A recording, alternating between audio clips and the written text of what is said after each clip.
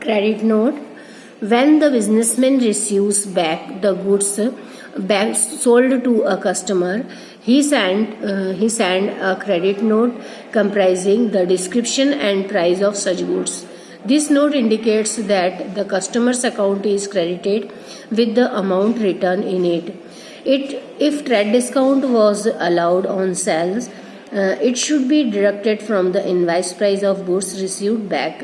The credit note is prepared in duplicate. The original copy is sent to the customers from whom the goods are received back, and the duplicate carbon copy kept for office record. Office record के लिए हमें एक carbon copy जरूर रखना है, जिसकी सहायता से कि हम अपने यहाँ पर क्रेडिट नोट में से देख करके और सेल्स रिटर्न बुक को प्रिपेयर कर सकें। Format of sales return book, यहाँ पे इसके कॉलम जो हैं वो भी कॉलम वही रहेंगे जो कॉलम हमने डेबिट नोट के माध्यम से जब हमने परचेज रिटर्न बुक में एंट्री की है तो बनाए थे। परचेज रिटर्न बुक के जैसी ही सेल्स रिटर्न बुक के भी कॉलम रहेंगे। उसमें डेबिट नोट नंबर था और यहाँ पर क्रेडिट नोट नंबर रहेगा। इसका भी एक एग्जाम्पल हम यहाँ देख लेंगे, क्योंकि एग्जाम्पल के द्वारा आप समझ सकते हैं कि किस तरह से सवाल को हम करते हैं। Record the following transaction in the sales return book of messrs Madhav. Messrs Madhav की बुक में यहाँ पे हमें रिटर्न की एंट्री करनी है।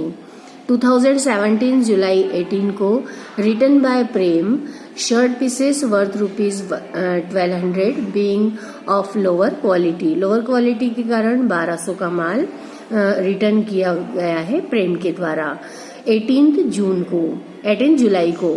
तो इसकी भी एंट्री हम करेंगे 18 जुलाई को। यहाँ पे शॉर्ट मेथड से बताया गया है, क्योंकि यहाँ पे गुड्स का डिस्क्रिप्शन कुछ भी नहीं है। तो प्रेम लिखा हुआ है नाम, क्योंकि मैसर्स प्रेम जरूर लिखना चाहिए, और उनको जब रिटर्न किया है तो 1200 का माल जो लिखा है वही नेट अमाउंट के कॉलम में भी 1200 लिखा गया है। जुलाई 24 को रिटर्न बाय श्याम के द्वारा रिटर्न किया गया goods worth ₹500 not being according to the order के अकॉर्डिंग नहीं होने से 500 का माल रिटर्न किया। तो इस 500 के माल को भी मैसर्स श्याम लिख करके जुलाई 24 को अमाउंट रिटर्न में डाल देंगे ₹500 और नेट अमाउंट में भी 500। 27 को जुलाई को an allowances of ₹50 was granted to Sumit which was over charge in the invoice में ज्यादा चार्ज कर लिया गया, वह अलाउंस को यहाँ पे दिखाया गया है।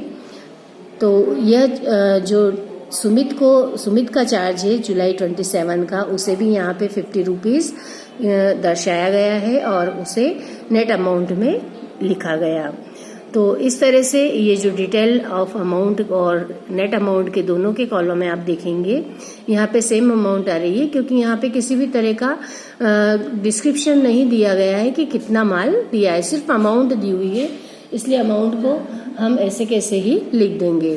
तो ये जो टोटल अमाउंट है वो ₹1750 हम इस तरह लिख देते हैं और ये सेल्स रिटर्न बुक प्रिपेयर होगी। तो आपको इस तरह से जितने भी इसके सम दिए हुए हैं सेल्स रिटर्न बुक के, वो आपको करना है। जो पीछे हमने सवाल देखे थे जो परचेस बुक और सेल्स बुक के, उसके बाद में ही यहाँ पे रिटर्न्स बुक के भी सम दिए हुए हैं, जिसमें 10 नंबर का क्वेश्चन है जो कि परचेज रिटर्न का दिया है, फिर सेल्स रिटर्न का भी दिया हुआ है। इस तरह से 14th सम तक आपको कंप्लीट करना है। तो ये जब आप कंप्लीट कर लेंगे तो उसके बाद आपको अगर किसी तरह की कोई समस्या आती है, सवाल करने में कोई पॉइंट क्लियर नहीं होता है, तो आप कॉल करके जरूर पूछेंगे और सवालों को पूर्ण करेंगे। इतने सवाल कर लेंगे तो उसके बाद हम फिर कैश बुक को स्टार्ट करेंगे। कैश बुक के बारे में इसकी थ्योरी के रूप में हम ये जो सब आपको बता रहे हैं। सब्सिडरी बुक की जो नेक्स्ट बुक हमारी होगी वो होगी कैश बुक। कैश बुक बहुत ही सिंपल होगी, क्योंकि जो सिंपल कैश बुक होती है वो जिसे हम अकाउंट ओपन करते हैं कैश अकाउंट, उसी तरह कैश बुक भी प्रिपेयर की जाती है। तो देखते हैं इसका meaning and definition of cash book. Earlier we have discussed about the subsidiary books kept for recording non-cash transaction. Now we shall discuss the subsidiary book kept for recording the call cash transaction. It is common practice in every business that in transaction affecting cash take place very frequently.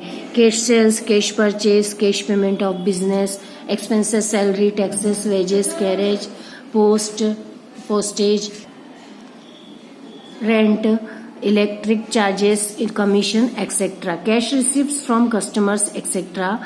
are few examples of transaction involving cash. The subsidiary book used for recording such cash transaction is called cash book. According to Carter, cash book is a book of original entry, the object of which is to record all receipts and payment of money. जिस तरह quarter ने define किया है कि cash book में सारी original जितनी भी हमारे पास कैश के ऑब्जेक्ट्स हैं, कैश की रिसीप्ट्स या फिर जो पेमेंट है, उन सबको जब लिखते हैं तो वह कैश बुक में ही लिखा जाएगा. तो रोकड़ बही जो होती है, कैश बुक जो होगी प्रारंभिक लेखे की, वह बही है जिसमें समस्त मौद्रिक प्राप्तियों और भुगतानों का ही लेखा किया जाता है.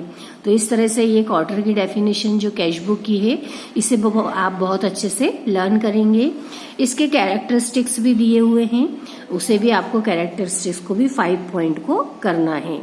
तो इस तरह से आप अभी कैश बुक की ये थ्योरी को पढ़ेंगे. इसमें एडवांटेजेस भी दिए हुए हैं और इसके बाद में जो इसकी सबसाइडरी बुक इसे माना जाए या प्रिंसिपल बुक माना जाए, इसका शॉर्ट नोट भी दिया गया है.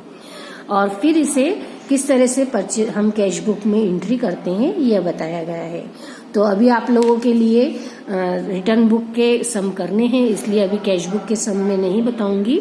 और अभी अपन सिर्फ इसकी थ्योरी को, जिसके सम हो जाते हैं वो इसकी थ्योरी को अच्छे से पूरा पढ़ के रखेंगे. और इसके जो थ्योरी में अगर आपको किसी तरह की कोई प्रॉब्लम आती है तो वो भी आप कॉल करके और पूछेंगे. कुछ अगर कंफ्यूजन होता है तो वो भी क्लियर कर लीजिए. तो इस तरह से मैंने कैश बुक स्टार्ट करा दी है, लेकिन इसके सम अभी हम नहीं करेंगे. पहले हमारे सारे सम हो जाएंगे, परचेज रिटर्न, पर सेल्स रिटर्न, दोनों परचेज और सेल्स बुक प्रिपेयर हो जाएगी. उसके बाद ही हम कैश बुक के सम स्टार्ट करेंगे. तो आप लोग इतना करके रखेंगे और इसकी जो भी लर्निंग करते हैं और या सवाल करते हैं उसकी वीडियो भी बना करके आप मुझे सेंड कीजिए.